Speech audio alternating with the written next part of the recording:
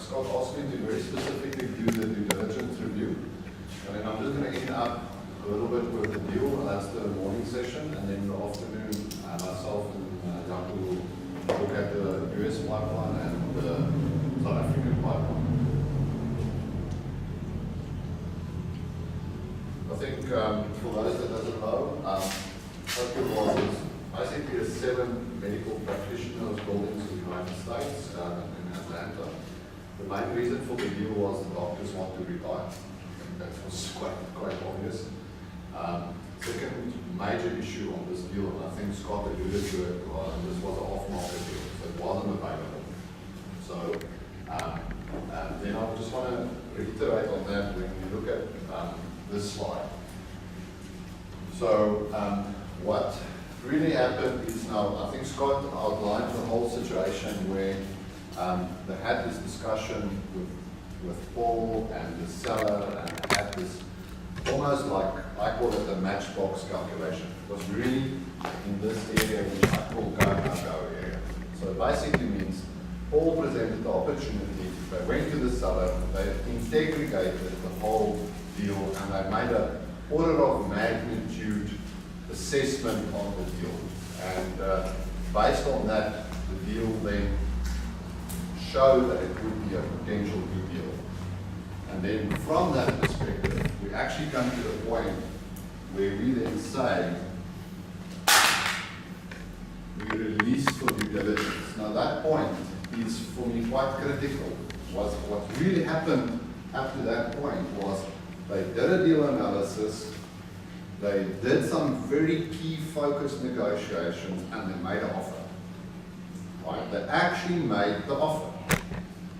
And it's in a high-level format. It's not rolled into a contract, but it's a high-level offer which they made to the sellers, and then they locked in the deal. What that basically means is that we as potential buyers have the chance now to verify the facts which they presented us in the block called go-no-go. In what we call it is the seller gave us the information in what we call a pro forma format.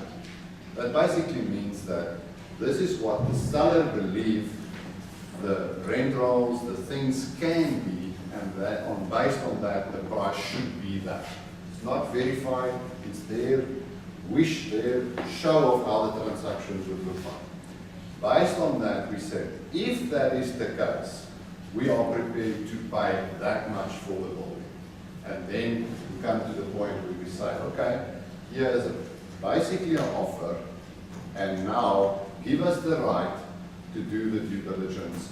And this is the period which we call the development period. Now the problem with this period is that it takes a hell of a lot of money and resources to do that due diligence. So when we look at the bigger picture for a lot of projects, you must be very clear that the go process is very clear why you want to do it, what you want to do, because you're going to spend some time and resources, because then you can't use the same resources for something else. So this is for us critical stage of the project. This stage remains with the experienced guys, the Hennies, all the team members that you know. And that, from a global wealth perspective, will always remain the responsibility of the global wealth group. We will never subcontract that. Once we know what we want to do, then we can instruct others to continue with that. So that's where the development phase is coming. The development phase is what I'm going to speak a lot about now as my real due diligence period. Then, once we look at the due diligence and we understand that everything is now checked, and there's a whole process around it which I'm going to go in detail, but it's very important just to see the high level flow first, because most of the investors, we only touch base on certain points of this and you don't see what's happening at the background. So the next step is, once we're happy with that, we do the investment release, then we close and we manage. Now I know obviously we're in that point. So to translate that a little bit back into timeline, what happened in this specific case, we had a due diligence release on the 1st of May. That means the seller said, you can go ahead. But we were a little bit clever there, and Brendan and they made a nice little trick there. They said, only if you give us the information, then we will go into the due diligence period. So we made it dependent on the fact that if they give us the information which we need, the actual information, not what I think, then only the 90 days period starts. So it bought us in practical terms a bit of time because it took them a long time to put it together because they didn't always have the information, because they were not professional property managers, they were doctors managing their own buildings. But they didn't do their job, but it just took some time. And then we basically had a period which we call the due diligence period, which then ended effectively 1 week later than the 1st of August. I'll come into that just now. And then effectively the investment release was when we closed in terms of 29th of August. The actual investment release in strict terms was actually a month earlier. And then the point of 29th of August was actually the transfer date, where we actually became the owner of the buildings. And the last piece is now we'll be managing that, and I'll explain what we do there. Okay. So now I just want to go a little bit one step back one more time. And if I look at the go box now, the go box for us is a fundamental thing, and I don't think it's so obvious to everybody, and I would really like to reiterate it, is that in our approach to the American market, we first started off by identifying what is the mega trend. It's very important to know that. Second, issue not actually second, actually more or less at the same time, the whole model that Scott has built on the Clem Santos scenario system is this whole global GPS. From that perspective, it just really tells us that we are going to get above average returns if we are in the United States, very specifically with the medical space. The second thing that comes now as a next step is, because we got the experience in the medical space, we can replicate it in another country to some degree from a transactional perspective. But we don't have the local knowledge, so therefore we found the local partner. So I just want to be very clear that we're not going, oh, here's somebody that's come to us and here's a nice little project and let's go for it. It's definitely not that. First, identify what you want to do, and really the why is medical trend is the fundamental trend. Then Brendan and quite a few people have done a lot of research on why the medical trend is such a big thing.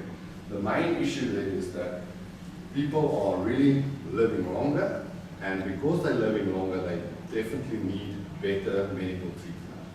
And so the whole industry is trying now to cater for this huge need of people living longer, and also the fact in America that the medical industry is really performing so well that a lot of people need it. So much so, if we go to the main medical centers, which is Houston and Atlanta, they actually have what we call medical tourists. You actually fly in for your treatment. So don't go and watch little pretty pictures or little buildings or houses. You actually fly in and get treated. Just to back up, sorry there, Machiel, but I know it's been said before, but I don't want it to go unmissed. But when Henny was at MIPIM, one of the two trends that they said that came up at MIPIM, you know, going to the biggest property events in the world, I don't know if you're going to bring it up, but the two things was medical was number one and residential, but in specific markets. So it's just, you know, again, as a mega trend. Yeah. Just want to bring it a little bit up here. This is a report that we've got. It's always also freely available for you guys. And basically what they did is they identified the key subtrend in commercial investment, and this is quite a respected report where they clearly show that the medical healthcare, they believe, the question was, where do you believe will be the above average return? So we clearly saw that. We've got numerous of these reports. So from that perspective, we're pretty clear that we're now in the space where we said we're clear that we want to do the medical space, next step is now let's look at the available opportunities. I just want to add a little bit extra to that. Is one of the key factors we were looking at in the medical research was the effect of Obamacare on the industry, because if the doctors can't get paid for their new clients that are now coming through their doors, they can't pay their rent. So we wanted to know the impact of that. And we also wanted to know the trend line of the cap rates. If the trend line is going in the wrong direction, so if we're buying it at an 8.1% cap and it's going up towards 9 or 10%, it means we're losing value in the portfolio. Whereas if the trend line was going down from 7.2 to 6.8 to 6.5%, meaning the industry is finding more and more safety in that sector, means we ultimately riding that trend line in the correct direction, and value will be created in the portfolio a lot easier. And we found both things positively, that the trend lines were moving in that direction. Okay. Now, it's going to be a little bit tricky for me to present this because a lot of things happened in parallel. And the best way I could figure out how to show it in this diagram. And what I'm going to do now is, in each of these middle orange blocks, I'm going to go into a lot of detail about that. So, just to recap again, remember, the first point was the go, no go. And this is what we call the draft due diligence on pro forma. So what happened is the seller gave us the information. Remember, what we mean with information is all the rent rolls of the buildings, all the expenses of the buildings, all the details of the building. They translated it into a spreadsheet that says, this is the income, this is the expenses, and based on the net operating income, this is the price of the building. And they use that, but on figures that they projected. So it's very important to understand in the commercial side, we talk about pro formas. And the issue there is that we have to now test how real that pro forma is, and that's the key. So what we said to the seller is, okay, based on the pro forma, we are willing to do this price, but now please show us the actual figures of all the information that we're going to talk about. And that's where we now go into the due diligence process itself. Now, the process, like Scott said, we had such a lot of expertise coming in, but our guideline was a 140-point spreadsheet that we've got, and I'll show it to you just now, of all the aspects that we checked. And we'll show it to you now. Once we got that information, we translated that information into a pro forma, but let's call it a checked pro forma with actual value. So now we have our version of the equivalent which the seller gave us. And that is the financial model that we use to take all this information and translate it into a financial model that now is where we think and work on if this is a good project or not. And this model, we then stress tested, which I'll show you what we did for it. Now, that was our story. And what we also learned, this whole parallel story, and that was the bank due diligence. So the bank effectively replicated exactly what we did in parallel to us. And we actually came almost at the same point, got to the point where we said, okay, it's released. So that's a point that I definitely learned during the process, is that the bank process is such a large process in parallel that you never must underestimate that.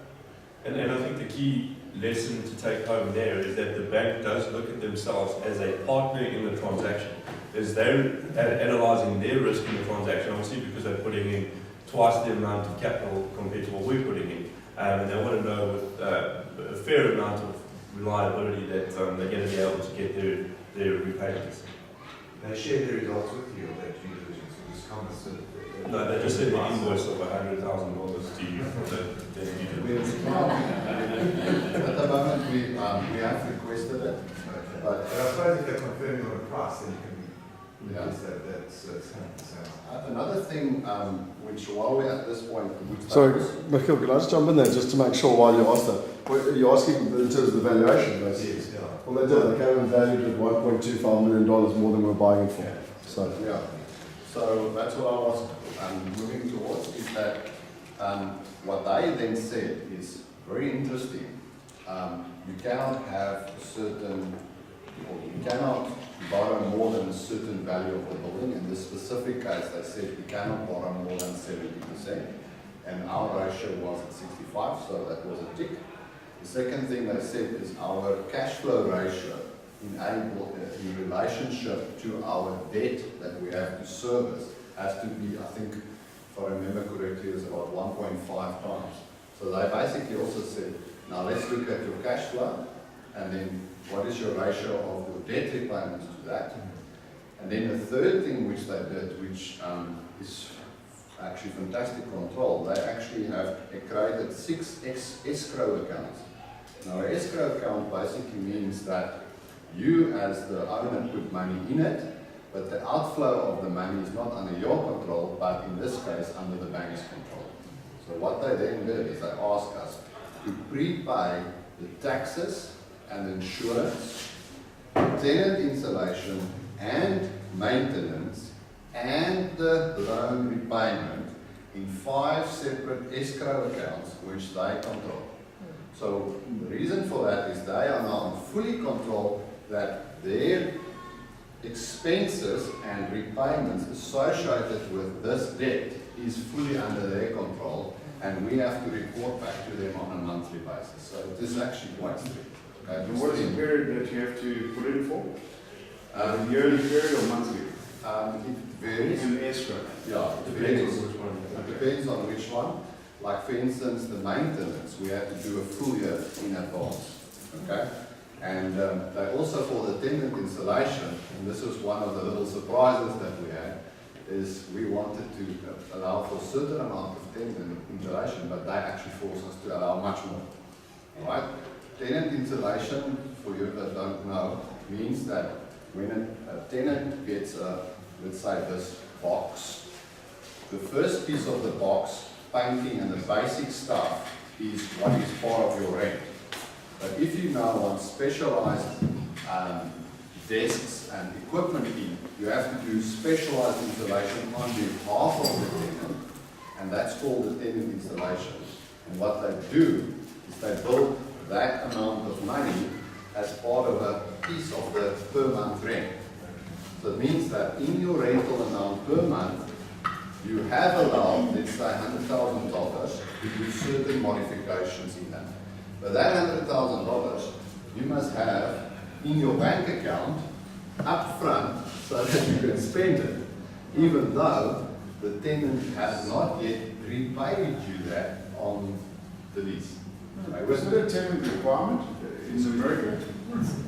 You know, yeah, the site we're going to use hire this room, the tenant then has to do whatever he needs to do to put office space in there. In some cases, the negotiation will happen. That's fine. It depends on the lease. So just quickly, if Lisa's asked a question, there's teas and stuff that they just brought in. So if please, I'm sure Machiel won't mind. Let's just we'll keep going because we keep talking about it. If someone just wants to get a bit of tea, no problem. Okay, so I'm just bringing in some snacks. So, Michael, to answer your question, in certain lease contracts you negotiate that.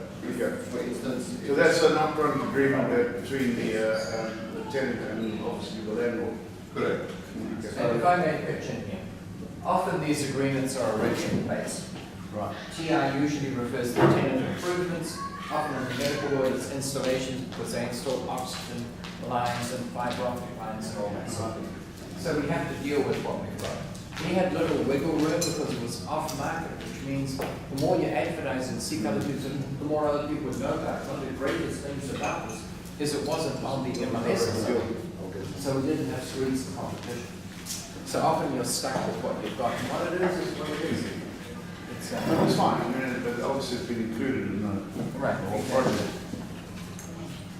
Is that fair comment, Machiel? Yes. Thank you. And you answered it, yeah, of course.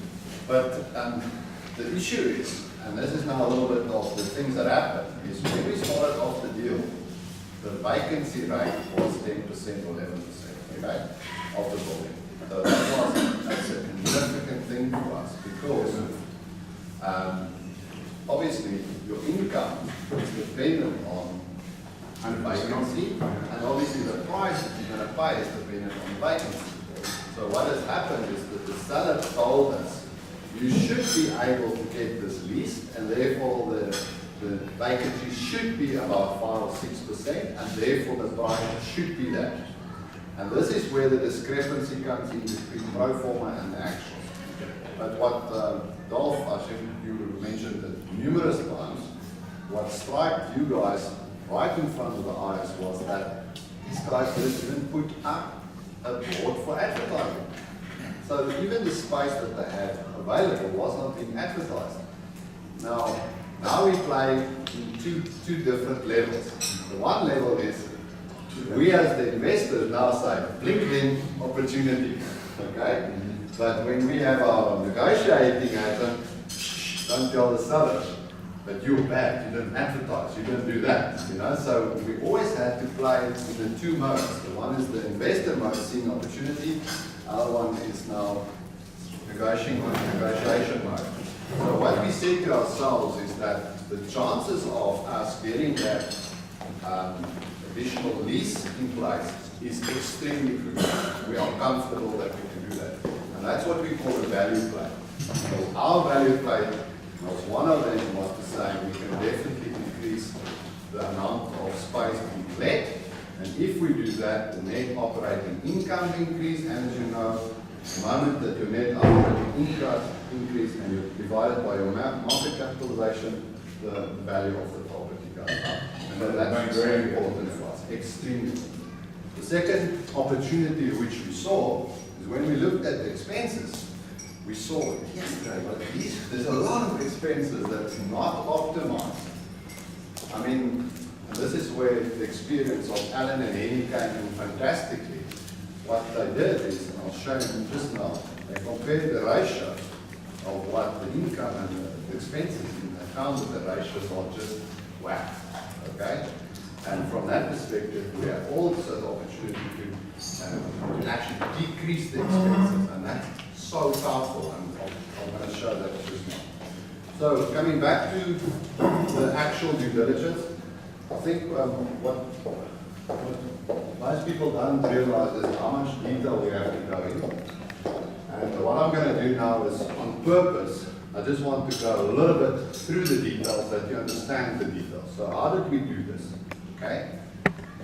We said to the sponsor, which is Paul, you now, as part of your team, have to get all this actual information from the seller, and we're going to go through this information, then document it for us on a Dropbox, and then we, meaning John Chin, Brendan, myself, we're going to do spot checks on that to make sure that everything is there. But the whole point here was to get the actuals.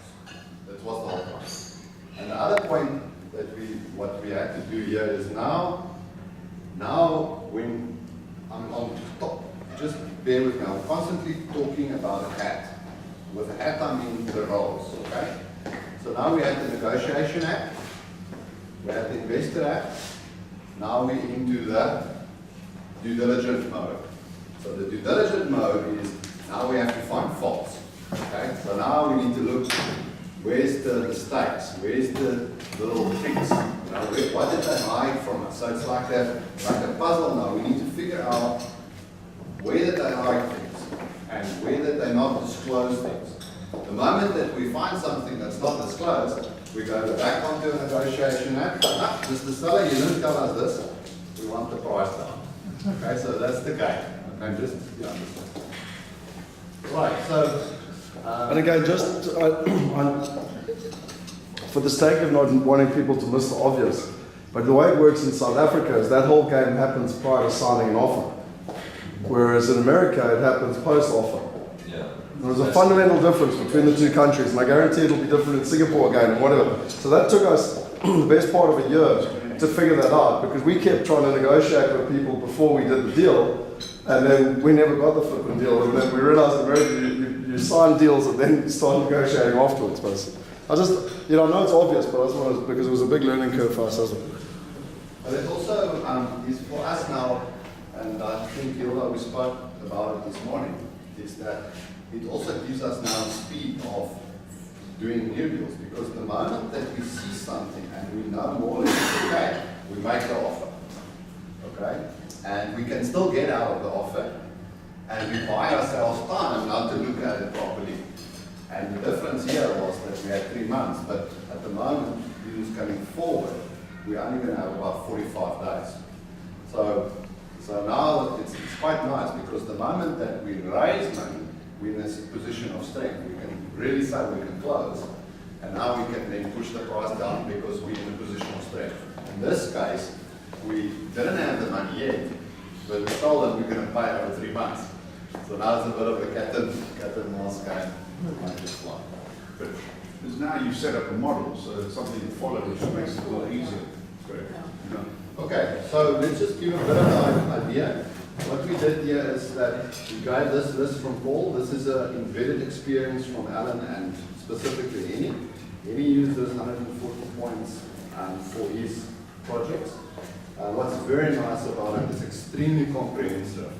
And even, there's some things that I haven't even thought of, but this is where the power of experience comes in. The whole idea was, we said to ourselves, we don't want to start from zero, right? So let's see how we can do it. So the first lot of information, as you can see, is the tenant information. The key to this whole project is how good is the tenants. I mean, that's the income, and that's where everything is derived from. So we really needed to know what is the tenants, whom the tenants are, what is the contractual relationship with them, and the banks on our behalf went one step further, like credit checked our tenants. Okay, that was one thing that you can say that they will pay and there's a contract, but that the banks went even further and said, what is the credit rating? Okay, and we didn't do that, the banks did that. Okay? Did they share that with you? No. I want to bring in one extra thing is when Machiel talks about the negotiation hat, we've got to think in 3 different actual groups of negotiation. So there's the negotiation between Paul, the sponsor, and the seller. Then there's the negotiation between us as Wealth Migrate and Paul, because we want to extract as much value out of the deal as possible for our investors. So we're negotiating on behalf of the investors with Paul.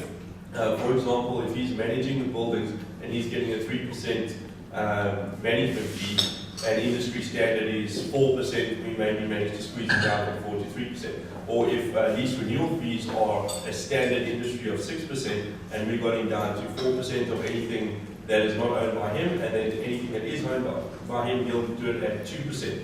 So we managed to squeeze on the sponsor and the management side of things quite a lot of cash flow out of the deal on behalf of investors too. And we also put a whole budget thing in place, which Machiel will go into.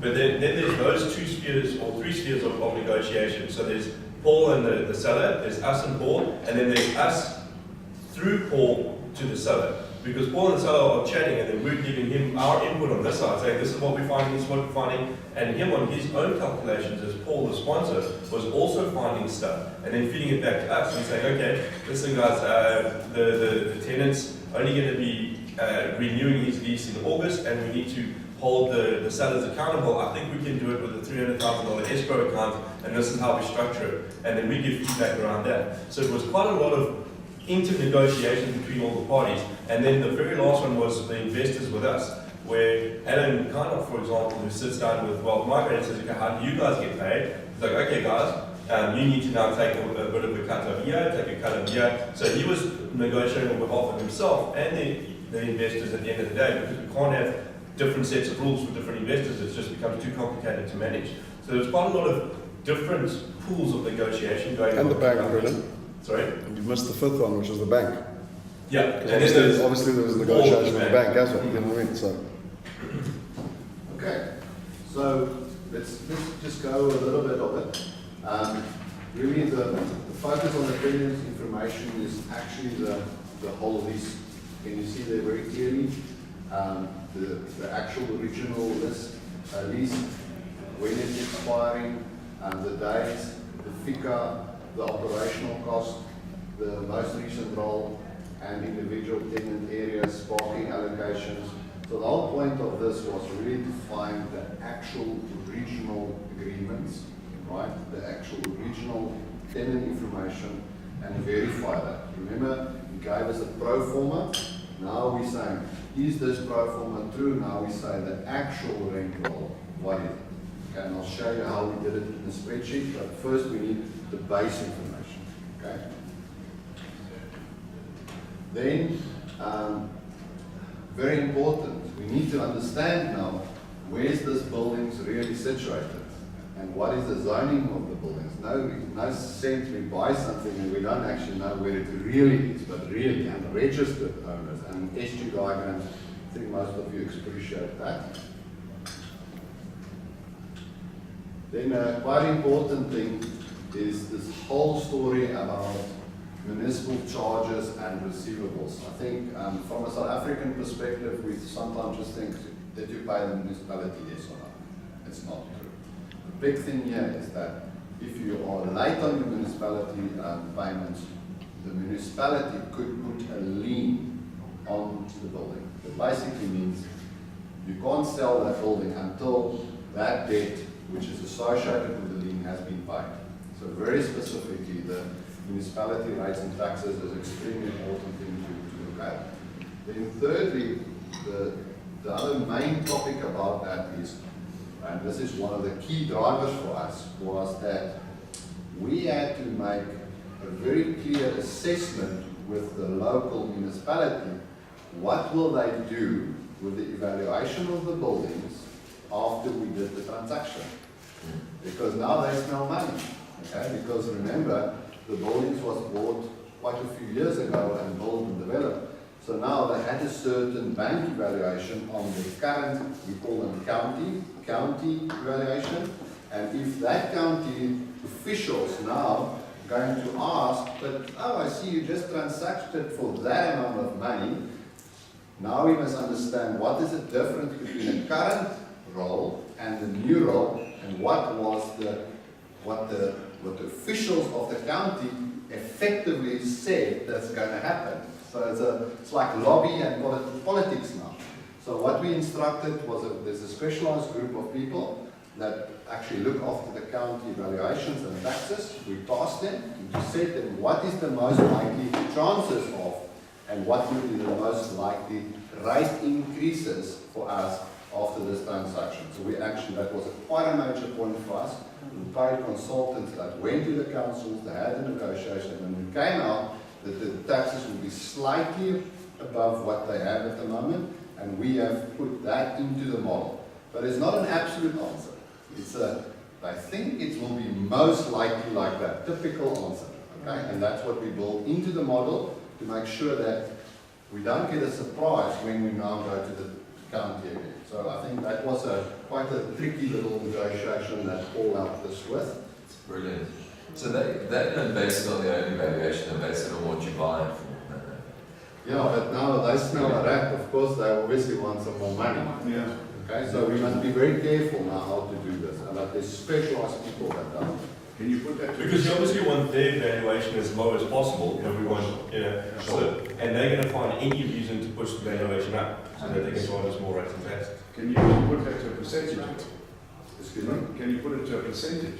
So you can allow that in a percentage rules? Yeah, what we did is we just upped the taxes in the pro forma. I'll show you where we are. Okay.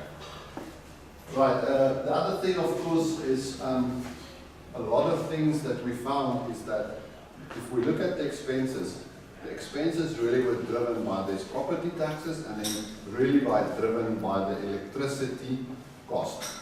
That was the other major cost driver. And we had to make sure what is the electricity, how are we going to deal with it. But that's a whole discussion which I'll come to just now, because we've got different types of leases, and then certain types make sense and others it doesn't worry us. Okay, so I think this typical water recovery, the sewage, the refuge, all the normal building issues, we must make sure that what we allow for it is properly done.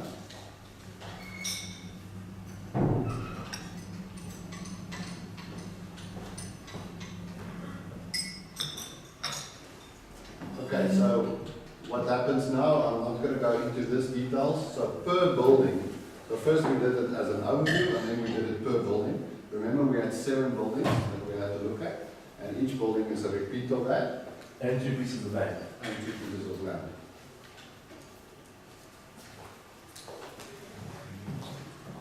Of course, the other one, fairly big cost is insurance. We had to go and really figure out what is insurance, is it enough, is it correct, all of that. What is the current insurance, what we should have, what we don't have, all of that. Financial statements, we got the actual financial statements from it. It was actually quite good. The actual tax reports, which they physically submitted, we got all of that. And then, very importantly, service contracts. And this is for us, just make a little thing in your ear on this one. The service contract is where we can add value now, because when we're changing over the building, we are renegotiating those contracts. I'll talk about that just now. So we obviously have to see who does the landscaping, who does the cleaning, who does this, who does that, all of that stories. And that's a repeat for the same building. Now you can see for that specific building, all the details, the alarm monitoring, the car guards, the cleaning customer, the water. We can tell it's made for South African. We could send quite a few. There's electrical service providers,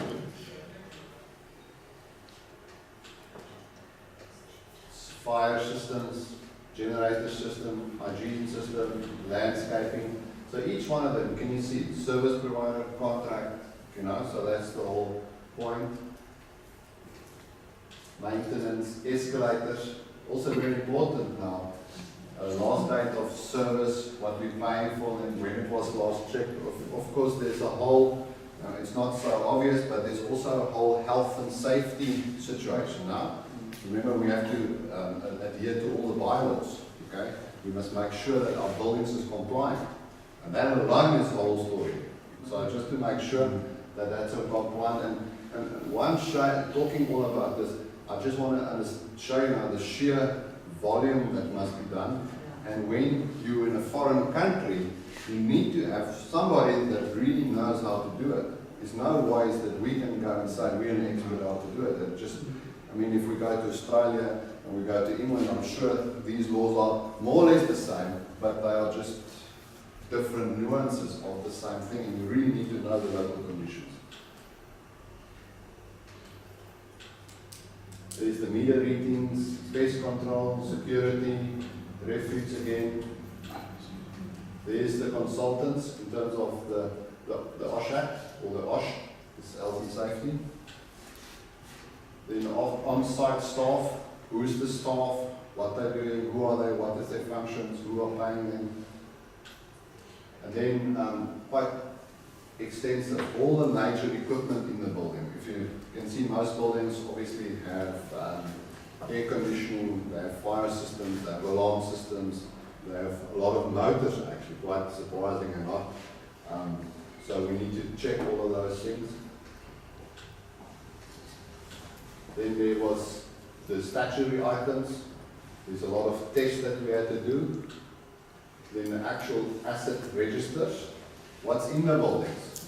The previous tenant installation, the existing stuff that's in the building. All the cameras, all the, you can just think of all the stuff in the building. And also, more importantly, what's very important is that when you buy stuff, you must record it with serial numbers. Because remember, this is a 3-month period. Maybe you rock up in October and they have decommissioned it for you. It's gone. So then you're missing a piece of what you bought. So you're thinking like a true South African. So basically it means we basically embody what we buy, really actually. Right? So that the seller knows that this is what we expect to be there, and obviously we check that. Alright, so this is what we've done, and then what we did at the final, and I'm just going to zoom out of this. I just want to show you, I didn't show you on purpose the side here, but each one of them has got a record, and we had what we call a robot system. So when as you can see, there's a lot of items, and obviously you can't do it all at the same time. So what you have to do is, as things gets updated in the Dropbox, the person responsible for that had to make that color either yellow or red if there was red if there's a problem, yellow it's in progress, and then green is complete. And then our local partner, John Chin, because he's such an experienced guy, he then physically checked the records with Paul, like Brendan just said. Remember, we're still in the dancing stage with Paul. We're not yet married with Paul, okay? So we have to check it. Although he tells us this has been done, we needed one of our own to check it. And John Chin performed that function, the actual records. They actually sat in the office, they went through this checklist, and they've checked it off. They actually made a video of it, where they talked through it, and so that we know it was actually done and checked. We did it at various checks, but we just then said, let's just do one final full check, okay? So I think that's what I want to do. Basically what then happens, just to give you guys a bit of an idea of that process, is it was quite close to our switchover date from when our deposit would go hard, where we actually have to give a proper yes, we're happy to go ahead, or no, we're pulling out, or whatever, one more time, whatever the case may be. So John Chin, as our representative, had to send that signed copy through that he had checked it, the due diligence report was done. Not saying that anything that popped up couldn't be dealt with, it was just that it had been done and signed off by one of our people. Only then could we say, okay, we've received it, we're happy as the investment committee to now move forward that we have received it, that the due diligence is done, the stuff does match with our pro forma calculations within X percentage, and we're happy to move forward with it, and we give the tick box, and then we say, okay, now we're in closing, now we just need to make sure administratively we're moving towards that goal, and not towards the goal of yes, no, maybe, renegotiate, whatever the case may be. Right, so what I want to show now is we have now the documentation, but this happened in parallel. Now we translate it into figures that make sense. So everything that's a figure obviously has to be checked. So now we make the model. And this model was effectively the model that the seller gave us, which we now updated with the actual, so that we actually use this model that we are pretty much in sync. I just want to zoom in here a little bit.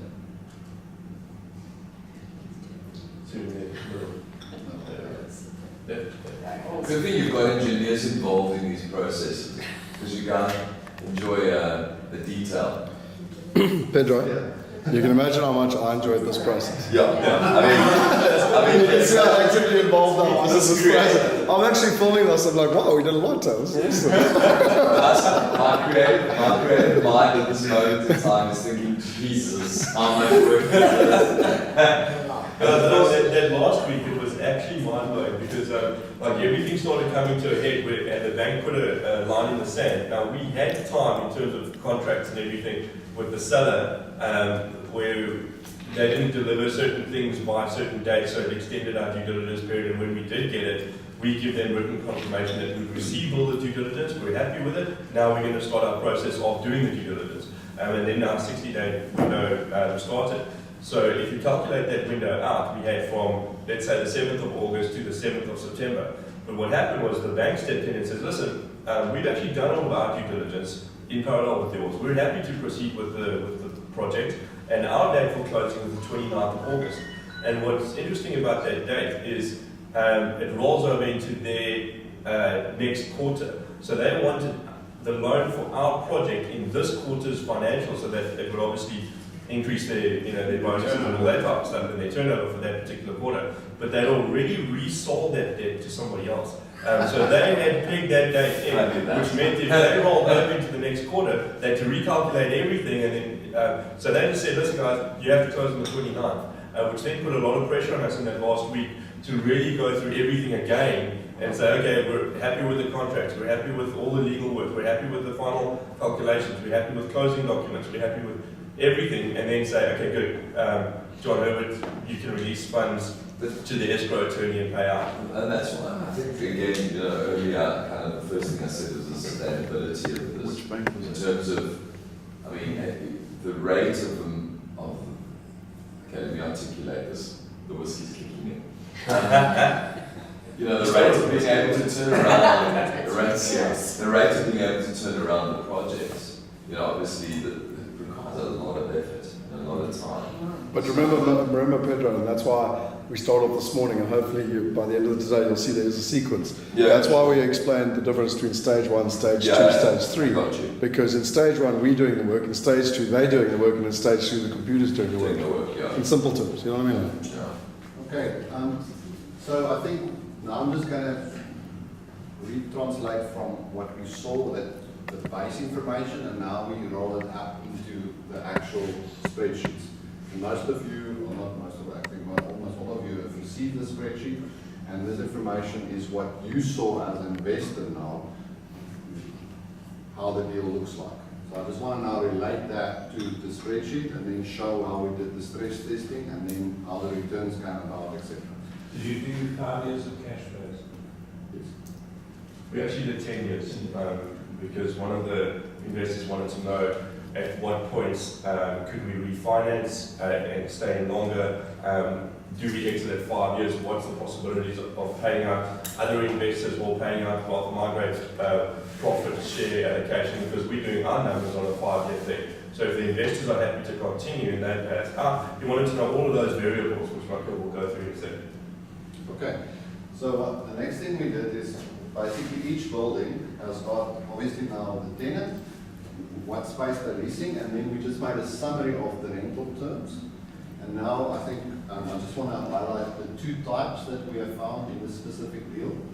There you can see it's very clear, $20.75 per square foot. For those that don't remember, it's roughly divided by 10 for square meters. And then it's net, in this case it's net lease. That basically means that the tenant will actually pay all the operational expenses, right? And then we get another type of lease, which is the gross lease, where they pay us the rent, but that includes obviously the expenses that they have for the building. So there's 2 types of lease contracts in this specific deal. So when we see net, the other thing that is embodied here, this is the TI. Here you can see TI. So in this case, it's $19 with a 3% escalation with a $10 tenant installation. So what that translates to is how much actual money. I'll show you just now. When I go to the tenant improvements,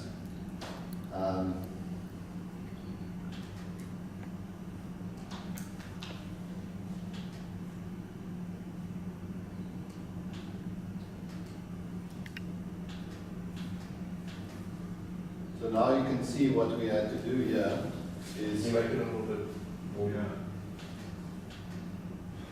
okay. So every time is the same. The lines is always the buildings and the specific contracts in the buildings. And now you would see here we have the tenant improvements. And in this specific one case, you will see this was a $20 per square foot tenant installation. So then we planned when that will happen in terms of time.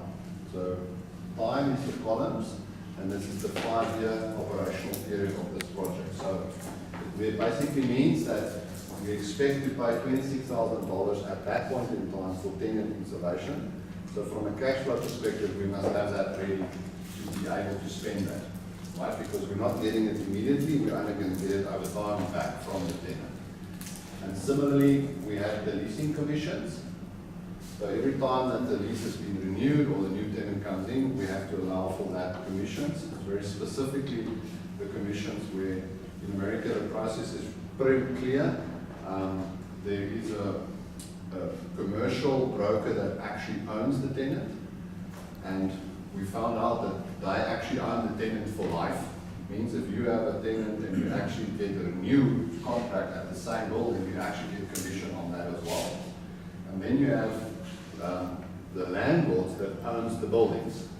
So now when they marry the tenant with the building, there's a profit share or a commission share that happens at that point in time for new leases and also for renewals. So it's very interesting. It's a little bit different to what we are used to in South Africa. It's actually quite a rule, and we fought against that because it's definitely a higher commission structure than we are used in South Africa. But eventually, the Americans convinced us that it's more in the interest for us to keep to the way that they're doing it, because otherwise we have the risk of buildings standing empty later on, the risk that we're not getting tenants. So that risk we've outweighed, and this is where we had also some very tough negotiations with Paul, because Paul is the owner of the buildings now because he's the manager of the building. So what Paul did is he really came down with his commissions, because he understands now that he's a partner with us and he will share at the back end. So we have asked him to effectively half his commission, which he advised on the renewals. On the upfront new tenant sales, we agreed to keep it at the market rates at the moment. Right? So that was quite a negotiation. We did that negotiation renewals in July. We actually had one whole day going through the points of the contracts. I'll share the contract just now. But one of the key points that we had to do was to negotiate these commissions. Okay? Also, Machiel, sorry, I want to butt in there just to use a quick metaphor. I thought I was very clever years ago when I negotiated with Justnetics. And you know, if they charge 12% normally, I said, well, I'm going to bring lots of clients. I tell you, we'll get it down to 10% bulk sale. But I want to earn some revenue on an ongoing basis, so you can pay me the 2%. My client is still in exactly the same situation, but there's a bit more sustainability for our business. And I thought, wow, this is a great business model. And then for a month, we had no tenants, like nothing. One unit was let, couldn't figure out what was going on. Until I worked out that the company just passed on the 2% to the agent off their commission. And the agent had my unit where she would earn 2% less, or like this one where they just earn full commission. That's kind of obvious what they did. Do you know what I mean? So there's always this game, particularly when it comes to agents, that you can't negotiate too hard, because otherwise it's just very simple market dynamics take place and you just sit with empty buildings. You know what I mean? So that was what Machiel was talking about there. Okay. So the next step was the actual rental. We then worked it out per month or per year. And then we calculated the base rent. That basically means we just rolled out from the actual lease contract now just to the actual income. That's all we did, and we actually physically worked it out for all the years. And then it comes into what we call the pro forma. And this pro forma in the sense is now the 5 years. And as you can see on the first one, in this case, it's the base rent as we call it. This is the rent that's in the contract. The second line is what we call operating expenses, recovery. So it means that if your tenant contract was a net contract, it means that all the operation expenses you can get back from the tenant. And this is where we found some discrepancies. Let me just show you that a little bit. If you see here now, as you can see, the total expenditure in the beginning is 100, but the recovery is only 87. If you just look at line 10. So there is a discrepancy. But as time goes by, we're pulling it back in terms of management, that all the expenses gets recovered. So that's one of the discrepancies we found with the figures that we got from the client. So then the next step that you can see is that we had projected vacancy. I'll talk about vacancy just now. And then we basically had all the items here in terms of the expenditure. So let's look at the cleaning. The cleaning contract I showed you, we have figured out what's the cleaning contract and then what is the actual payment for cleaning. And then when we negotiated with Paul, we went one step further and we said, this is the pro forma, take us now to an actual budget. So we ask him now, not in this figures, but in the next set of figures, what is your target value for the cleaning process? So we actually created a stretch target for it, so that he now can actually get the expenses down. So this was our, let's call it peg in the ground. And remember, our value play is now to bring the expenses down.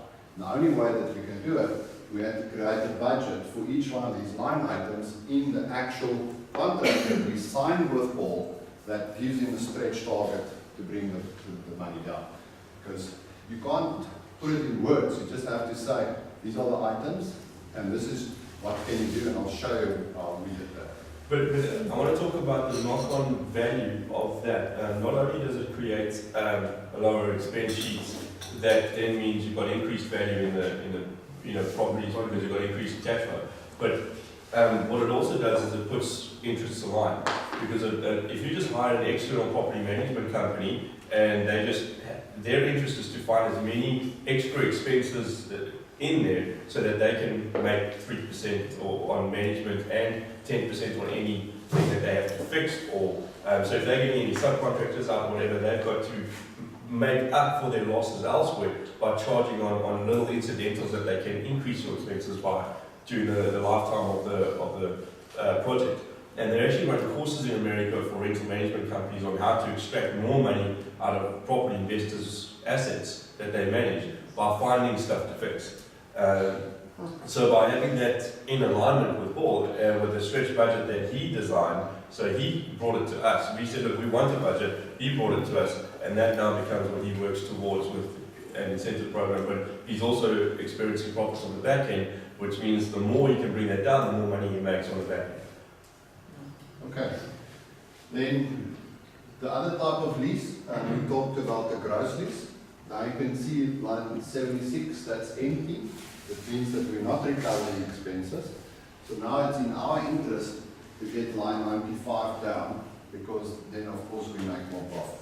Right? So these are the two types of leases that we can do, and obviously this is where now management really comes in. Okay, because in other ones we don't actually care. If they run the bill up, they pay for it in any case. This time we care for it. So this is a different approach. So 3 out of the 7 buildings is a gross lease, and 4 out of them is a net lease. Right? So we have a good balance. If we can, obviously we would like to move this to a net lease, but this is the government buildings, so they're not on that level. And then I think what's important now is I just want to show you a little bit about how the bank is controlling us as well. So now you can see we've combined it. And then the most important line when we do the negotiation and the valuation is this line called the net operating income. Very important. It's something before we pay debt. So the valuation of the building is predominantly driven by this first item. And this is where the seller where Paul also helped us with a brilliant little trick which he did. He gave a little bit of free rent to the Piedmont guys in the first year. So our net operating income in the first year are a little bit lower, but because it's a little bit lower, you could get the price lower when we bought. Right? It's not really lower because we are getting quite a significant lease included, which was the 10-year Piedmont lease. Okay, so it basically means the building went from say 11% all the way down to effectively full. Right, so we had such a gain. We worked out that we will have $1 million additional profits, but we had to pay for the tenant installation around about $420,000, and the additional money that we had to pay to the seller for that was only about $250,000. So we actually made a net gain of $300,000 on the actual buying process with the tenant price included. So this was now during the due diligence period, we found that the tenant is the additional lease, which the seller brought to us. So the seller said to him, now your price must go up. Right? So now I have to tell him, what are we willing to pay? So now we played the game with the seller, and the game that we played was taking that free rent, such a brilliant little trick. Now the net operating income is lower, therefore the valuation of the building is lower, therefore we did not pay him as much. And this is what Paul helped us to negotiate. So we ended up, from the original price was 14.5 million, went up to 14.75 million to the sellers. So we anticipated that we should be able to pay up to $15 million for the deal. That's how we calculated, based on the fact that we would have made $300,000 gain if we paid $15 million. So we made a better gain by obviously paying 14.75. So that detailed negotiation was done by our sponsor Paul. Now because his interest is now aligned with us, he was on our team to get it out. See, this is the beauty of that. situation. Okay, then the next big worry which a lot of the investors talked to me about, especially in the beginning, was this vacancy. Remember, we did not have the people leasing, so we had a lot of testing on the vacancy and what's the impact of the vacancy. Okay.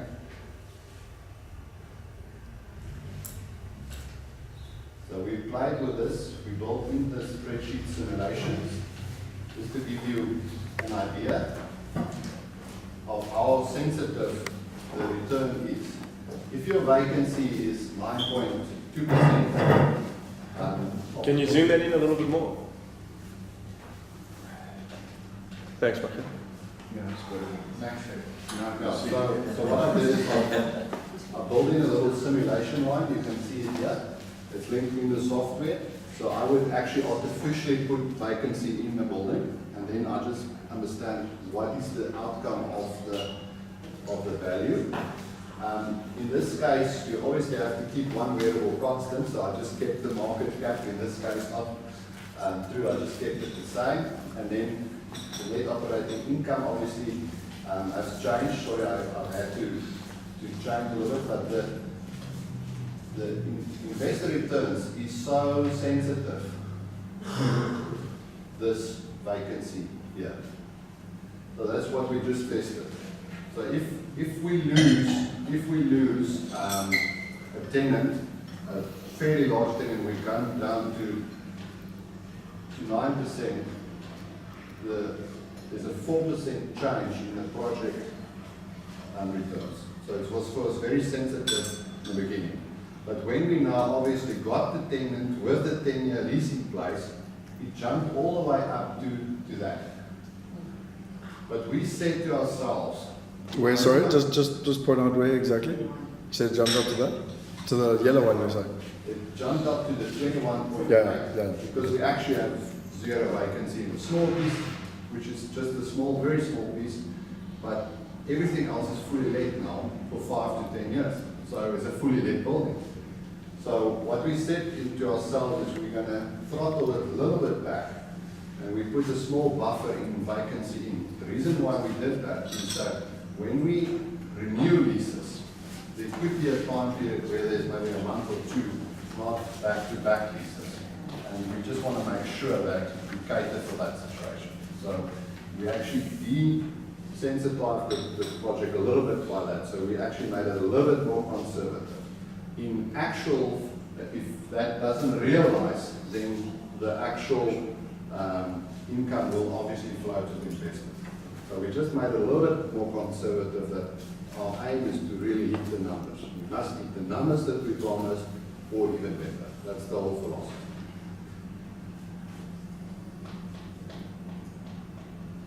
What sort of a percentage, or what term do you have where you're going to have 100% occupancy?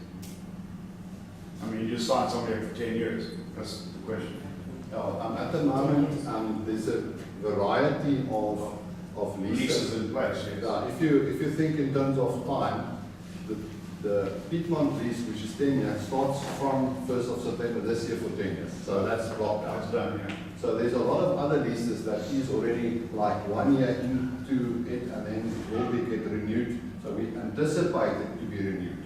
So, and it's various ones like that. So what we're saying is that from past history, it's most likely that they will renew, and therefore we calculated it on that behalf. Okay. But as a safety catch, we are allowed a bit of a buffer if they have a bit of a time.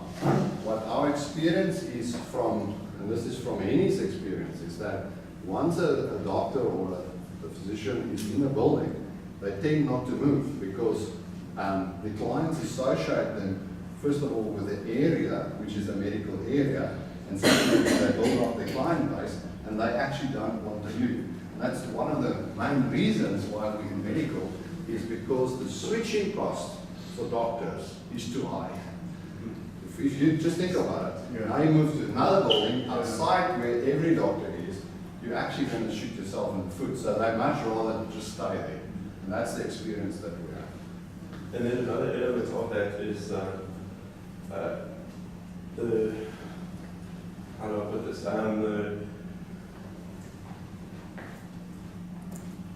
It's actually just floated out of me. I think what Brendan's trying to say is, if you're going to shoot yourself in the foot, you want to be in medical business. That's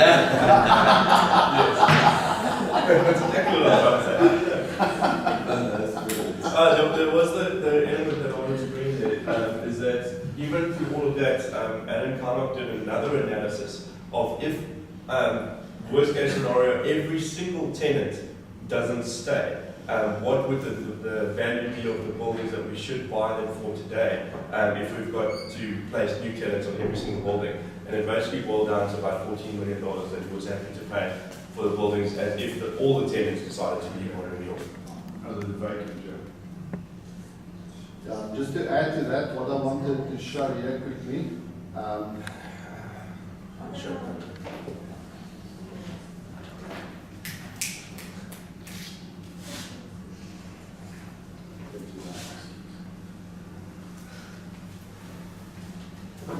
think Scott came to that. I just wanted to, one of the key things Henny pushed for is he wanted to understand what is the replacement cost of the buildings.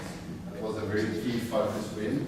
For those that were at the Ruder conference, basically Edwin Ruder, on all the occasions that we saw that value was driven by the replacement cost. And if you remember his graph, he had a graph, and in all the places where we had spikes of overheated prices, it always floated back more or less to the replacement cost. And that's let's call it the sanity place, or the sanity level. Good, yeah. And so what's refreshing for us is we found out that we did it on 2 approaches, and the building values is pretty much what we paid for it. So from that perspective, we know that from a replacement perspective, we're pretty much on par.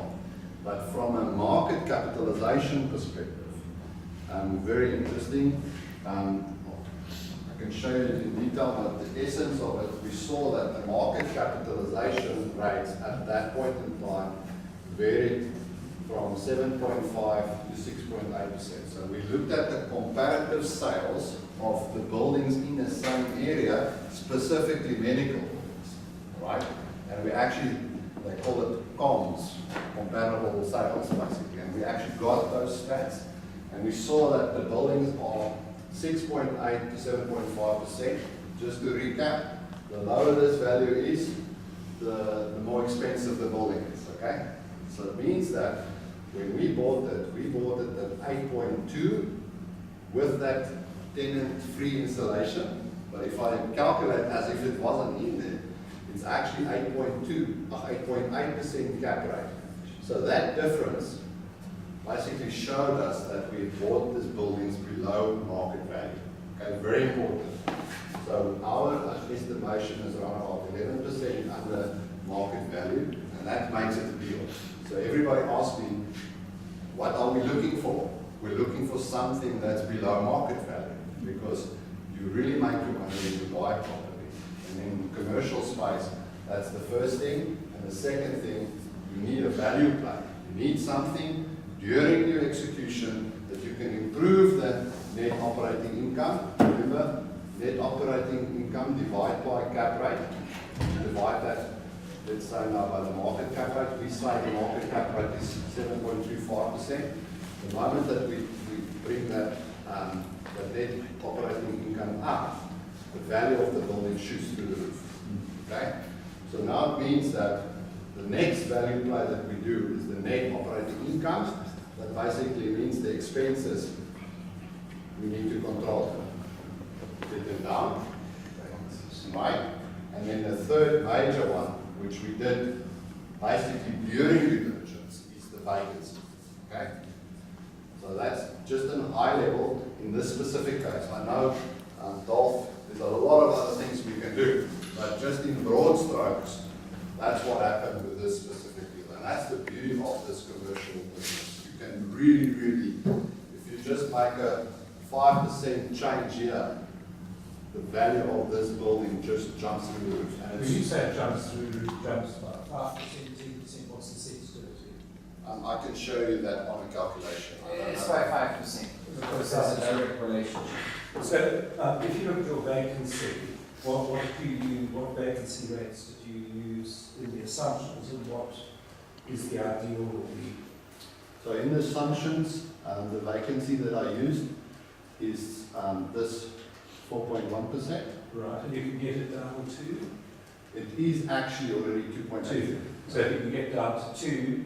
No, it is. It is there now already. Yeah. So in the case where it wasn't there, Yeah. your idea would be during your running of the project, you will get it down. In this case, we managed to do this already by 1st of September. So because there's nothing more to this out. I mean, the real time percent would get 100% later. Yeah, so just for interest sake, if you change that market cap 8.2% over there to the 7.25%, just You to get show your them the discount increase in price. market price, just to show them the difference. I know you've got it somewhere else in the spreadsheet, but it's just easy to No, see. but in this case, it's not linked. Oh, not there. Oh, it's pulling from somewhere else in the Yeah, spreadsheet. well, let me just do it like this.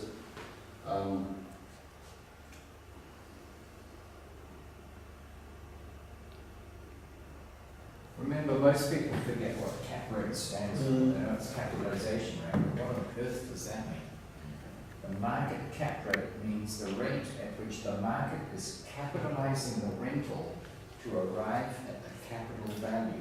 It's like a price evaluation.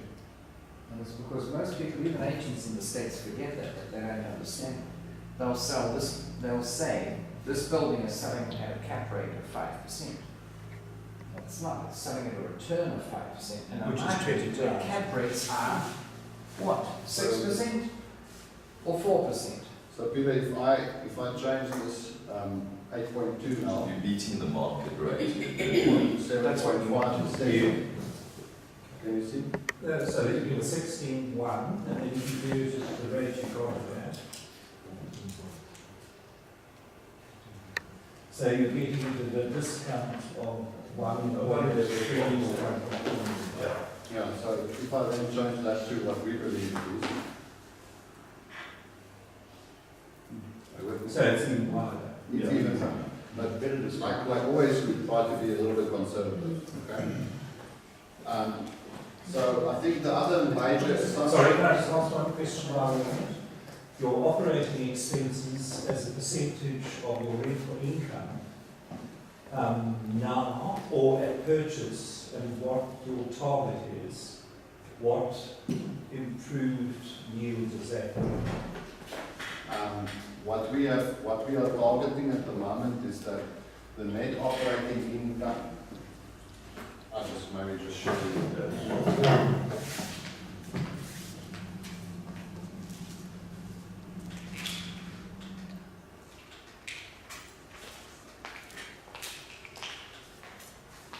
Because you're now stretching the whole asset on, where Yeah. previously it wasn't as efficient as it should have been. So Peter, you asked me just now about cash flow. This is our cash flow. This is the net cash flow after debt, okay? Right. What were the estimations? 3%. 3%. On average. Some On is that, 5. yeah.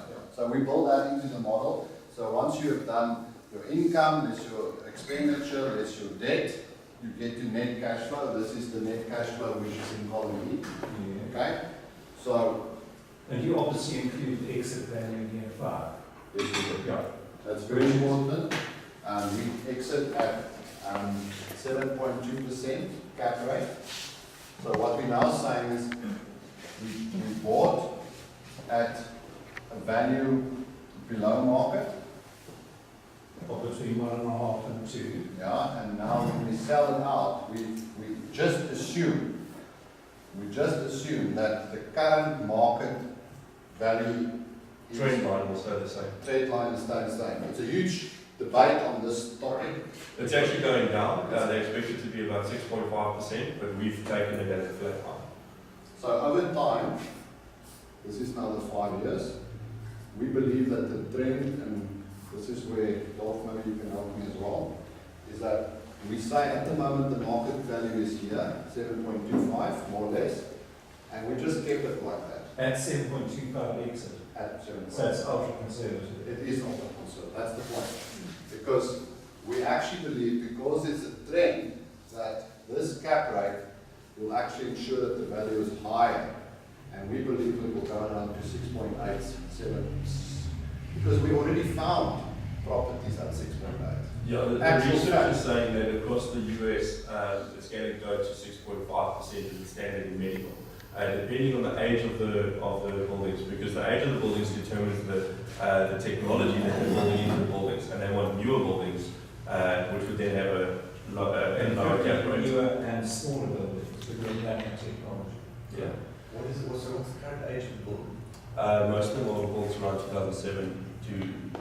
No, that's very new. Yeah, they're very new, except for one of them that was old, and that's the one that's just been renewed now with government. It's a V8. So Peter, Okay, just clarify old as well. I mean, it was built in the 90s. It's not like it's Yeah. 100 years old. You know what I mean? Okay. Right, so that was now the figure side of it. The other major side of the equation has now also started. It's now. Sorry, just I don't want to. The upside of the reduction in operating expenses. Yeah, you didn't show that. Okay. Machiel's being conservative, he doesn't want to show you that. It's going to sound too good. Is there another? Yeah. Peter, sometimes you just can't reduce them, it's really being done efficiently. So, This cluster of buildings was owned by medical practitioners who operated out of the building. So they knew no better. Because their core business was those medical things, so they often need to make it. So Peter, what I did is I just built a little bit of a little factory in here. We simulated it, and we believe that we will able to at least improve currently around 5 to 10%. It will translate to roughly about 15%, and then we'll see the gross return here. You can see if I change this to 5 and to 0, which we currently are. So currently we're projecting the IRR to be 20.2, but just the improvements that we expect, and this is what we believe. All three of those improvements, or just the expenses? Just the expenses. Yes. So I'm just playing with the expenses. If I improve the expenses, it's not directly 5%. Obviously, I'm working on the net cash level here. So it will go up. So, and we believe that our first budget trial runs, just to give you an idea, that figure is well above that figure already. So we know year one, we're going to beat that figure by far. Already, just from the Piedmont police. Well, we already know that, but we're not saying that. Yeah. Because what we want to do is we're now running a running business, and there can be little bit surprises, and we need to work through it. So the idea with the investors is that we are going to keep it at least for the first 2 quarters as we projected. If we overachieve, we're going to build it up so that we just within the 6 months get the history of where we are overachieving, and then we will filter it down into returns. So we will be very, very prudent in the whole concept of this income project is always to deliver what we said we will deliver and never renege or lower that. So we rather build up a bit of a capital that we can deal with eventualities, because the worst case scenario is that our operating cash flow is too low and we actually have to ask for capital. That's a scenario we never want to be in. So what we're now doing is we're reversing that, and we're saying we maintain our promise and we build up a bit of a buffer, and then the management will decide what level of buffer is sufficient. Once we hit that buffer, then the increase to the investors will start. So this Are is you putting aside replacement reserves? yes, very much so. As a matter of fact, we actually have to have escrow accounts for that with the bank. All right, so now once we've set it up financially, now we must make it reality. Okay, that's where the other fund started. So now to put this thing. Sorry, one last thing. Your interest that you've got to service your debt with the banks. Yes. Have you got fixes in place?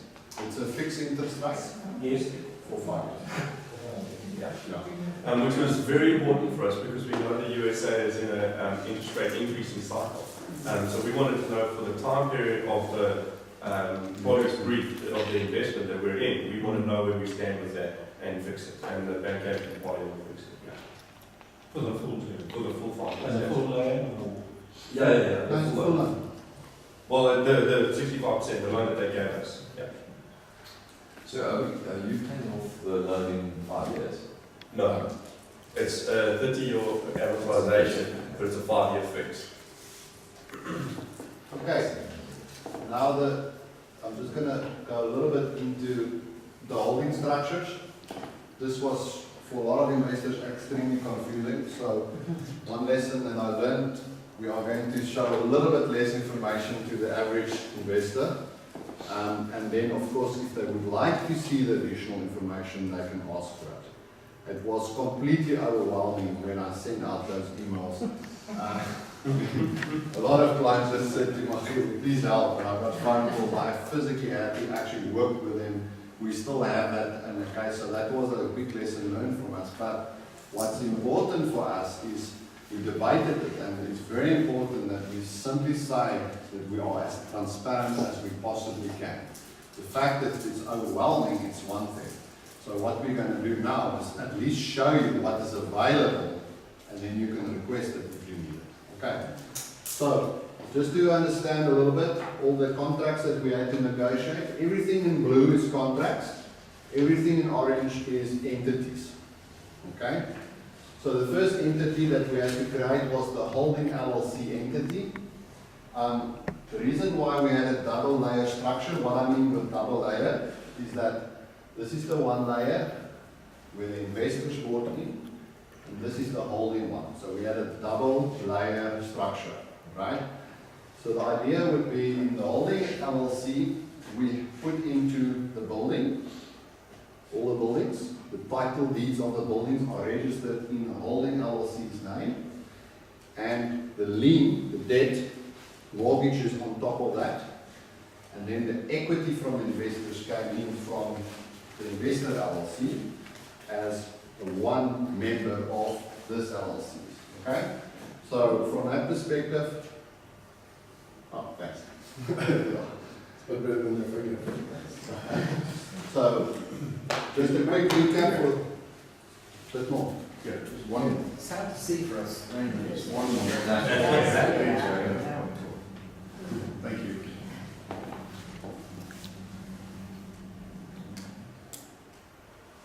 Okay, I'll move it a little bit. No, that's perfect. So, just a quick recap of LLCs. A LLC is an entity that we form by virtue of registering it in the state. In this specific case, the bank said the only place that you can do that is in a state called Delaware. The reason for that is that there's a very special operating agreement. The LLC has an operating agreement that basically means the rules of the LLC, what happens when, what happens stuff. There's a special one which deals with the whole story of bankruptcy in the case that the loan goes bad. So the bank dictated to us that must be in Delaware. And this is where the lawyers then went through the basics of the operational agreement. Now in the operational agreement, you define what happens in the following situations. First of all, who's the management? In the first instance, these are members. So the members of this are the managers, and then the members can appoint managers. Okay, so these are the two levels of management. So in this case, the members, and I just need to move up a little bit.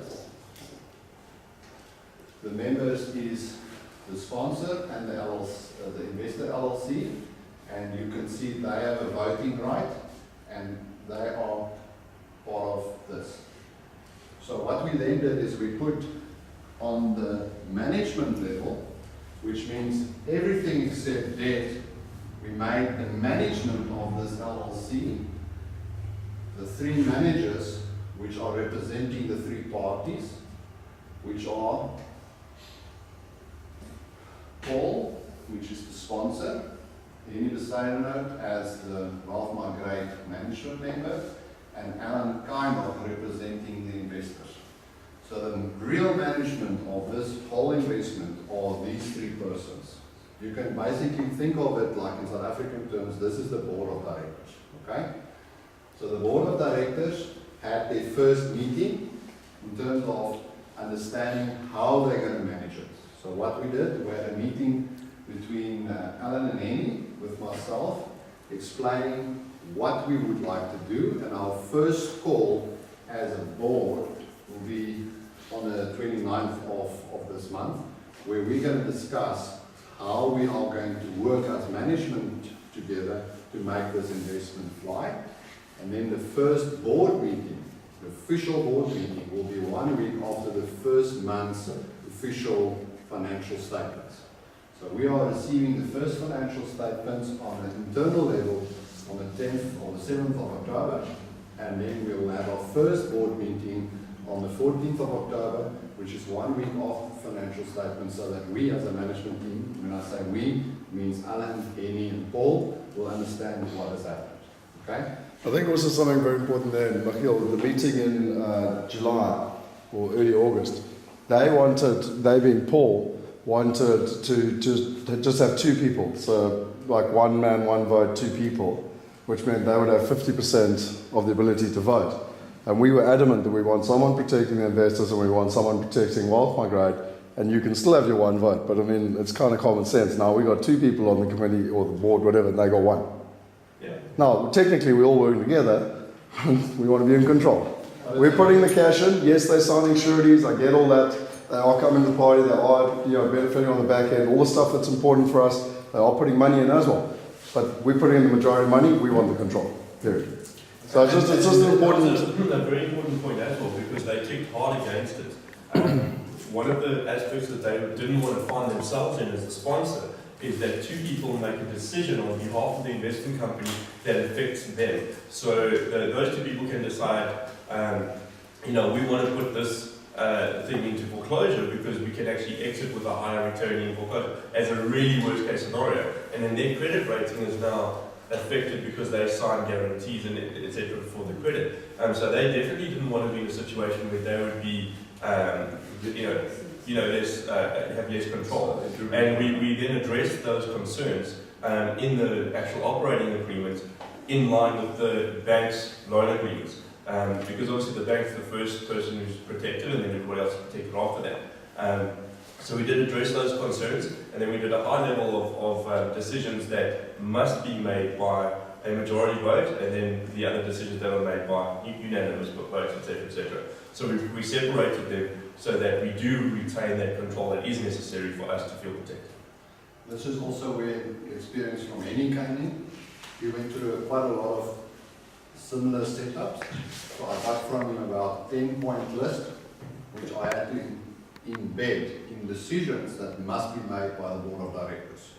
So it means that when Paul is running the project, meaning running the buildings on a daily basis, which is covered by this management agreement, we instruct him that his powers are limited to the daily operation only, and all the material decisions has to be brought back to the board of directors, which is an holding company. So we made the rules very clear. What must be done on that level? When I mean that level, it works like this. Do you have a limits of authority document? Exactly. So you have That's exactly what it is, yeah. A hierarchy of authority. So effectively what I wanted to draw, the decision makers is, I'm going to go one step further. We're going to talk about that just now.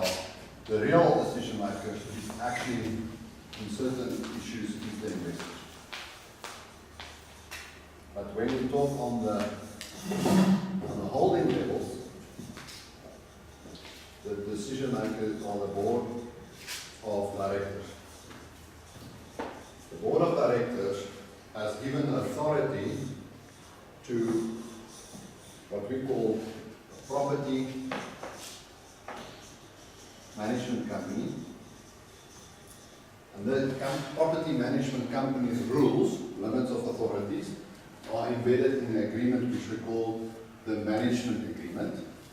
So it's actually a property leasing agreement because they're running on a daily basis. And what we did in there, remember I told you that we had a pro forma investor calculations, we translated that into operational budgets per building, and we added, as an extra, we added the operational budgets for the first year per building as part of this agreement with the delta of a minimum of 5% improvement here. So what we did is we set the target for the property management company by virtue of the budgets, so that they have a target to achieve this improvement.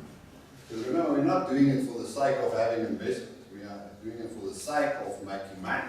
We want to make money by improving expenses. Now you have to translate what you want to do to a directive. And this is how we did it, okay? Good. So now, once we have done that, we had to create agreement between that and that. That's called a contribution agreement. Between what and what, sorry? Between the investor, the investor LLC, and the holding. So we had to tell in legal terms what are we contributing to, okay? Otherwise there's no link really between it except obviously the membership, okay? So this is where we come now to the investor LLC. The investor LLC is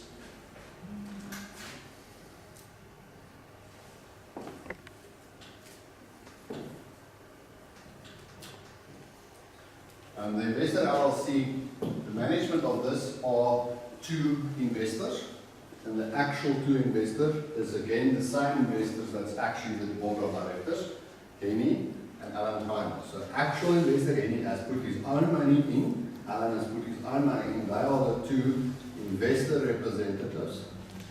And Wealth Migrate as a company has elected our American manager, which in this case for this project is John Chin. He will run that LLC as a, let's call it a CEO, right? So the agreement between, there's a Wealth Migrate management agreement between the investors and Wealth Migrate Investments, the Oak Hill Park LLC and Wealth Migrate. There's a mandate agreement effectively saying what are we going to do and when and what are we going to do. And then between that LLC and the investor LLCs, that's a subscription agreement which most of you saw. Subscription. Just what, we've got at least 1 to 11 investors, is that right? Yeah, I'll get to that level now. So that basically means that this investors or this LLC, the function of this LLC is nothing else as a conduit for the money in and for the money out. So there's nothing really happening here except distributions, okay? So from this perspective, what's very important in this LLC is that we've structured it in such a way that the managers, which is Alan, Henny, and let's call it Wealth Migrate, can do and run these investments as long as they maintain the investment mandate, which we have said in terms of the preferred return of 8%. If they maintain it, they are obliged to run this scheme. However, when there's non-performance of the scheme, the investors, which is these members here, has the right to invoke a meeting as a normal shareholder and actually tell and instruct these managers what to do. So on non-performance, they have the right effectively to kick these guys out. And this is for investors to safeguard. The second major power that the investor has is that we have said that this investment is a fixed period of 5 years, and on that basis, all investors have signed off the subscription agreement. Basically means you lock in for 5 years, and that's how it stands. However, in year 4, the investors will actually force a meeting with this management, and then it will be put to vote should we continue with the investment or not. Okay? In the case that there's 75% of the investors that want to continue, this investment scheme as it stands will simply continue most likely for another 3 years or maybe another 5 years for that matter. In the case of that is having true and this 25% which says no, we believe that there's more enough equity in here when we refinance. Remember our loan is only 5 years, we have to get a new loan in any case. So we can be able to buy these people physically out and they can get out. If they say no, let's say it's now 65% say yes, then we stop the investment, right? Under, of course, conditions that it's beneficial to all. We're not just going to stop for the sake of stopping. We're going to stop it. So one option there is that new investors can simply buy over the building, or we can sell it, or we can add buildings to it. So there's a whole definition of exit strategies that we have here. So currently the thinking is like this. A lot of investors have expressed the wish to go from 5 years to 10 years. That's the one option. We have 2 pieces of land which is embedded in this contract. As part of our title deed, we have already those buildings. And our amenity zone.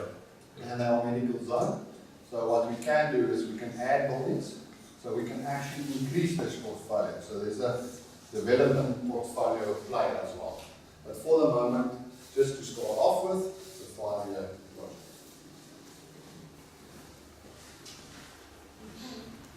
And this project is closed. It is closed, however, we're repeating this project, which we call a medical blind race, right? And then we'll do something similar, and that we'll discuss this afternoon. Yeah, so just to give you a quick high-level view of that, is this one we were very fortunate because it was an off-market deal. So we could buy time with the sellers to do capital raising while we were doing due diligence and actually really work through the process and get to know the sponsor, get to know the whole procedure on what to do.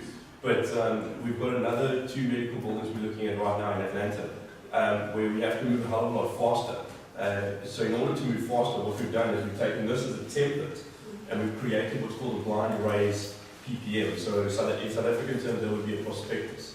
We've gone to the attorneys, we've said, listen, take this deal as a template, and all of the due diligences, the income returns, the loan ratios, all of that type of stuff, create as a template that we are now able to raise money before we buy something.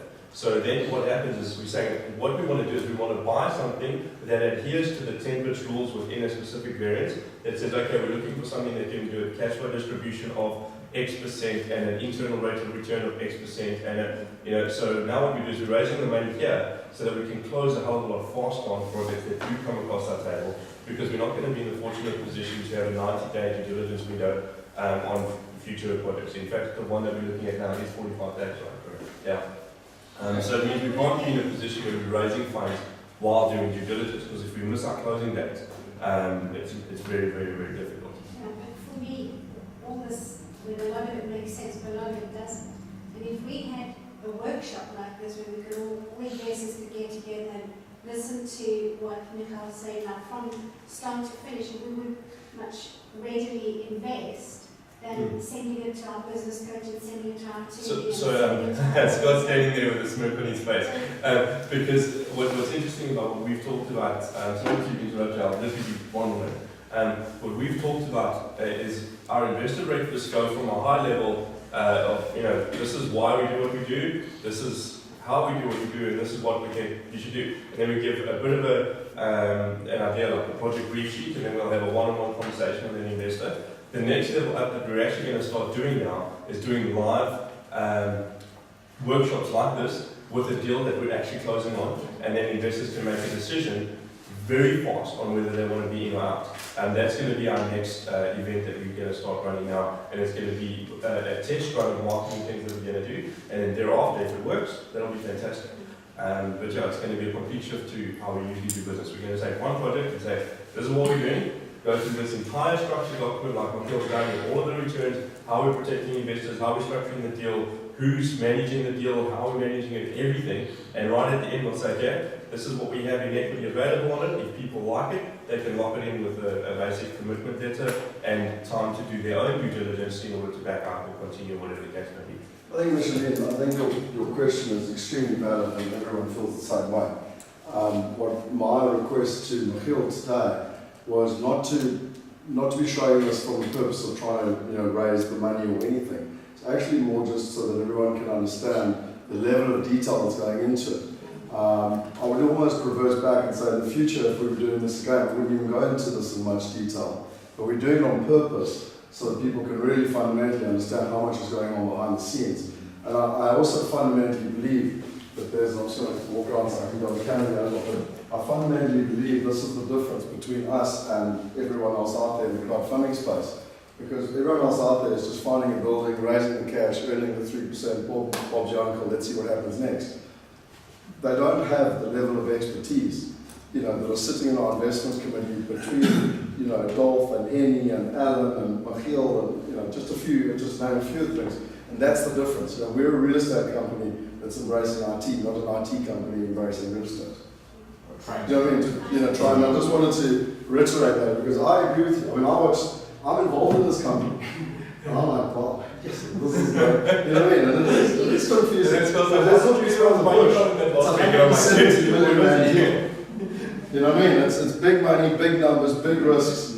And you've got to have, just Bruce alone, his team, the company that he currently works for, has 44 analysts in their office doing what we're doing between a team of 6 people. Can I just share with you from a banking perspective, he goes through hundreds of these all of the time. Yeah. With all the returns, with the exit strategies, the discount rates, the yields, the vacancies, etc. So when one sees this as an investor and that you're doing it, it gives one comfort. Whereas, as you say, the fly-by-night say, well, do this, that, and the other, and they don't do anything like this, the project falls flat. And you have disenchanted investors. But I think this is giving them comfort that behind the scenes, people are going through investment evaluations, looking at it properly. Yeah. No, I agree with you. Just quickly, because I don't want our lunch to burn. They expect us down there at 1:45, which is nowish, so we can keep the conversation going over lunch, you know what I mean? But I do want Machiel to finish all about I don't want our lunch to burn. But I think both what you've said, Peter, and what you said, Machiel, is in my point that Machiel has achieved his purpose, which was to just explain the level of detail that is actually happening behind the scenes, so that people don't just take it for granted that things happen, you know what I mean? Yeah. And Paul, as the sponsor, put 2 people onto this project to manage the paperwork, the due diligences. Permanently, for that 3 months, he had 2 people on it that it was their sole project for about 80% of their time. It's all they worked on, which relieved a hell of a lot of pressure from our side, where all we were doing was checking their work and going through it again and again and again to make sure that we didn't miss anything. You've got to own outsource. Sorry? You've got to own what they're doing. You can't have it. But that's where the balance comes. There comes a point which you are still accountable. You're accountable forever. Yeah, and what we had to do is, like I said with John Chin, we call it bluff. So we actually have to physically see this stuff and physically actually do it. And interrogate. Yeah. So just the last thing which, from our perspective, it was a wonderful learning exercise, and I think we as a group can really add value. We had an unbelievable interaction with investors, from the sense that a lot of investments came from different parts of the world, and people had all different financial structures. And what we also did as part of our due diligence is we actually employed a CPA in Atlanta, a highly experienced guy, and effectively confirmed that the LLC structure that we're using, the fact that we elected as a partnership, meaning the tax rules is a partnership rule, the fact that we can roll off pre-tax profits to the investor LLCs is the correct strategy. But what we found that a lot of investors then obviously looked at the bigger picture, where they then said, okay, it's one thing to look at the project returns, but the next thing is I must actually look at my net returns in my situation.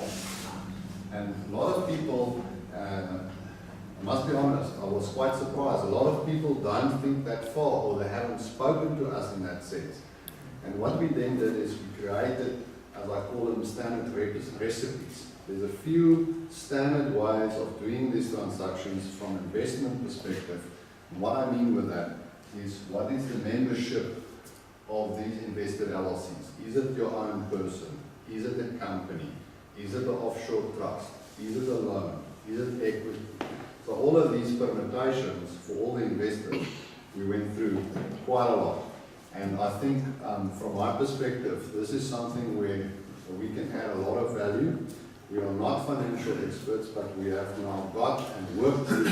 The big problem is that the picture that investors always get is typically from one advisor, maybe from a South African advisor perspective, or from an offshore advisor perspective, but they never get the whole picture, meaning the American side, the South African side, and if they have offshore, the offshore. And that whole picture you must put together to actually make sense from an investment perspective. Then the permutation of capital gain tax, dividends, cross-border withholding tax, estate duty planning. So what we sense is that that's quite a large area that you must take care of for these investments to really make sense. And we went through that exercise. It was quite a nice, so we've got very clear structures how to do that. And to the end, we also now got service providers that we can recommend to people how to do it. Because what we've done now is we link the American picture with all these advisors. Because the one common thread that I found is that all our advisors that we deal with typically do not have the American leg. Maybe one or two exceptions, but the American leg is the most difficult leg. And we found one guy, he's not as large as we want him to be, but for the interim, we found him, he quoted quite a few investors on their structures, how to set up, give an official tax opinion, and what we call a waterfall. That basically means... So a person directly that No, So it's a waterfall means how the profit moves all the way up. All right, and then just to conclude, I think we went through the due diligence, the financial, the bank due diligence, the equity raise, and the structures I've just spoken about, the legal structures, and then we went into the actual closing transaction. So once we said we want to go for it, the biggest effort that we had was getting the investor money in. There was huge issues. We set some unbelievable world records. I mean, we lost money. It was gone from one bank to another, stable tracked it. It was an incredible thing. Of course, I don't want to pull the name, but we had one investor that moved faster money in England to America than between America and America. That was one classic example. We had money from Australia, we had money from Pakistan, Afghanistan. So we truly had, in a sense, quite an international flavor to it. We had 25 investors at the end. Pretty much the spread was for us quite nice. We had 2 very large investors, another 2 of $500,000 each. The rest of them were pretty much $100,000 and $200,000. But for me, one of the key success stories is also the Wealth Migrate success story in terms of Westminster. I'm not going to talk about that one now. I'm sure I'll go to the detail. Brendan's going to talk about that. What is very powerful here is that they roll their profits from the first investment to the next investment. And I think that is where the true power comes. I see a lot of investors just talking about a single investment, and they're not thinking about the compounding effect of it. And that, I think, is another piece of the puzzle, that part of our education and our mutual discussion about investments, that we must mold each other to always remember that compound effect, which we typically forget. We always start again, this project. We never think this project and that project and that project. And that piece is for me quite missing. Which is why I tried to show right in the beginning that the 3 legs, you know, the developer, the investor, and the retail. Okay. But it's like anything, your track record is going to precede you. as you go along, as you get further down the road. And it's just going to become a lot easier. Okay, guys, just to maybe a quick question. I know obviously this is a scalable one and everything, but there's only so many headies and you guys around. So, I mean, at what point are you going to... So I'll show you the strategy we're going to employ after lunch to address that ceiling of complexity, because and it's really about taking technology to do the bulk of the work, where it's filtering out all the rubbish and it's doing the work for us. And I'll show you a little bit about how. But in simple terms, think of it as that stage 1, stage 2, stage 3. This type of due diligence that Machiel's showing you is a stage 1 deal. Yeah. We're directly involved, we directly put our hands up, if things go wrong, we say, hey, we checked it out, we didn't see that coming, but do you know what I mean? Whereas once you start going stage 2, stage 3, we tell people categorically, we like the partner, but we haven't checked the deal out. Or in stage 3, we haven't checked anything out, but they jump through a whole lot of hoops. Yeah. Do you see what I mean? Like, so, at stage 1, we'll always have stage 1 deals, but they will be more premium, but people need to know that that's how much effort's going in to make the deal make sense, you know? As I understand, the stage 1 deals will be for inside that. Correct, yeah. I mean, we've spoken a lot about it at Hilda. I mean, even if there's a club or call whatever you like, but it'll only be open to certain people, and you know, it's just the way it will be, you know what I mean? So, And then just maybe to comment on your comment there is, we just did the one deal, and I will show you we have a flurry of at least another 3 deals in less than a month already checked, right? So, because one of our criteria of a partner, which Scott said earlier, is that it must be scalable. So now we bounced with him, and we got married on this one project, okay? So now, the fact that we will bring another project almost identical, we can now move so much faster because we know the structure, we know what to do, and we can move.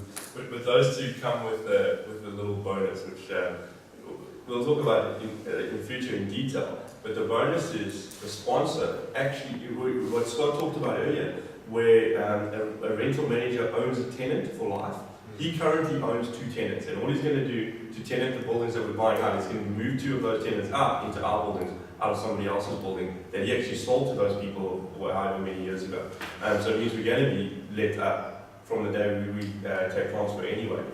So we've got a little rabbit in the hat in that particular project that's going to make it really fly well. Okay. So what I would suggest, let me just quickly do 2 slides more, just to say what we're doing now, and then we break for lunch, and we can talk about the rest. That was the end figures, maybe just that you know. And this is where we are at the moment. What I said, the investor target, we actually set the target already up. So this is the internal view, not shared with all the investors. Currently that is the investor IRR, and we're really targeting to increase that. The next step is we now finalize, most of you who has invested will start cleaning up the agreements. There was quite a lot of mistakes in agreements. People didn't understand how to fill it in. We're working, the inertials working through that. And the whole point is once that is done, we'll load it into the actual Wealth Migrate platform. So you will actually see your investments in the platform with your own documentation. So we're really going to move this whole LQ project into the platform so that this whole documentation and management system is really where the technology is now going to help us. So another piece where we offload our burden now a little bit is we're going to have the platform working on that for us. And then timelines, what we did is we had the operational setup with the management as I discussed earlier, and maybe just the timelines. So first internal report on the 7th of October, first board meeting on the 14th. On the 19th we'll have an investor update. I will personally also visit the buildings on the 21st of October. What we're going to do there is just kind of a little bit of deep dive and see what we can improve. So that's the task that I would like to take. And then on first quarter, obviously we will have our first dividend payment. That's the planning. Hopefully a little bit before Christmas, if we can do that. And yeah, I think that is the story. And then after lunch, we're going to go into the other pipelines discussions as Scott did.